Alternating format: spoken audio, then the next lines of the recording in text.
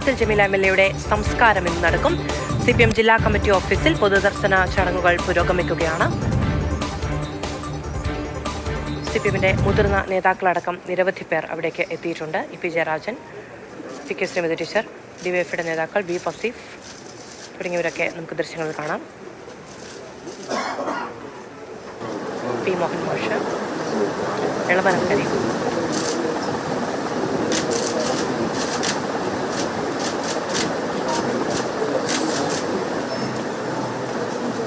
അഞ്ജന സുകുമാരൻ വിവരങ്ങളുമായി നമ്മളോടൊപ്പമുണ്ട്. അഞ്ജന, ആരൊക്കെയാണ് എത്തിയിരിക്കുന്നത്? പൊതുദർശനത്തിന്റെ സമയക്രമം എങ്ങനെയാണ്?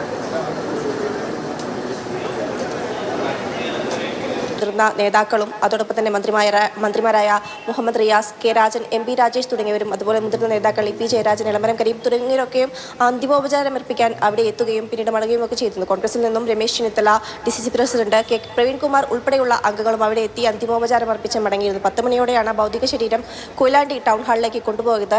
11 മുതൽ 1 മണി വരെയാണ് അവിടെ പൊതുദർശനം നാട്ടുകാർക്കും മറ്റുമൊക്കെയായി നടക്കുന്നത്. ഇതോടൊപ്പം തന്നെ കൊയിലാണ്ടി അസംബ്ലി മണ്ഡലത്തിൽ ഇന്ന് LDFന്റെ അനുശോചന പ്രകാരം ഒരു ഹർത്താൽ കൂടെ സംഘടിപ്പിച്ചിട്ടുണ്ട്. അതോടൊപ്പം തന്നെ കടകളൊക്കെ അടച്ചുകൊണ്ട് മർച്ചന്റ് അസോസിയേഷനും അനുശോചനം അർപ്പിക്കുക കൂടെ ചെയ്യുന്നുണ്ട്. അതോടൊപ്പം തന്നെ അവിടുത്തെ ടൗൺ ഹാളിലെ പൊതുദർശനത്തിന് ശേഷം 1:30 മിയാമി കൺവെൻഷൻ സെന്ററിലേക്ക് ഭൗതിക ശരീരം കൊണ്ടുപോകും. അവിടെ ഒരു അരമണിക്കൂർ പൊതുദർശനത്തിന് ശേഷം പിന്നീട് അത്തോളിയിലുള്ള വീട്ടിലേക്ക് മടങ്ങും. 2:30 അത്തോളിയിലെ വീട്ടിലേക്ക് മടങ്ങിയതിനു ശേഷം പിന്നീട് ഖബർസ്ഥാനിലേക്ക് കൊണ്ടുപോകുകയുമായിരിക്കും. 5 മണിക്കാണ് ഏതായാലും ഖബറടക്കം നിശ്ചയിച്ചിട്ടുള്ളത്. വിദേശത്തുണ്ടായിരുന്ന മകൻ എത്താനുള്ള താമസമാണ് ഇത്തരത്തിൽ ഖബറടക്കം നീണ്ടുപോകാൻ ഒരു കാരണമായത്. ശനിയാഴ്ചയാണ് അർബുദ രോഗത്തെ തുടർന്ന് ജമീല മരിക്കുന്നത്. ഏതായാലും കഴിഞ്ഞ ഏതാനും മാസങ്ങളായി അർബുദ രോഗത്തിന് പെട്ട് ചികിത്സയിൽ കൂടിയായിരുന്നു. ഏതായാലും വലിയൊരു നഷ്ടം എന്നുള്ളതാണ് നേതാക്കളൊക്കെ തന്നെയും പറയുന്നത്. എല്ലാവർക്കും പ്രിയങ്കരിയായ ഒരു നേതാവായിരുന്നു. വലിയ രീതിയിൽ പാവപ്പെട്ടവരെ അല്ലെങ്കിൽ എല്ലാവരെയും ഒരുപോലെ കാണുന്ന, എല്ലാവരെയും പ്രശ്നങ്ങൾ മനസ്സിലാക്കി വേണ്ട പരിഹാരമൊക്കെ ഉണ്ടാക്കി കൊടുക്കുന്ന നേതാവായിരുന്നു. എല്ലാവരുമായും സൗഹൃദം വലിയ രീതിയിൽ സൂക്ഷിച്ചിരുന്നു. അത്തരത്തിലുള്ളൊരു നേതാവായിരുന്നു.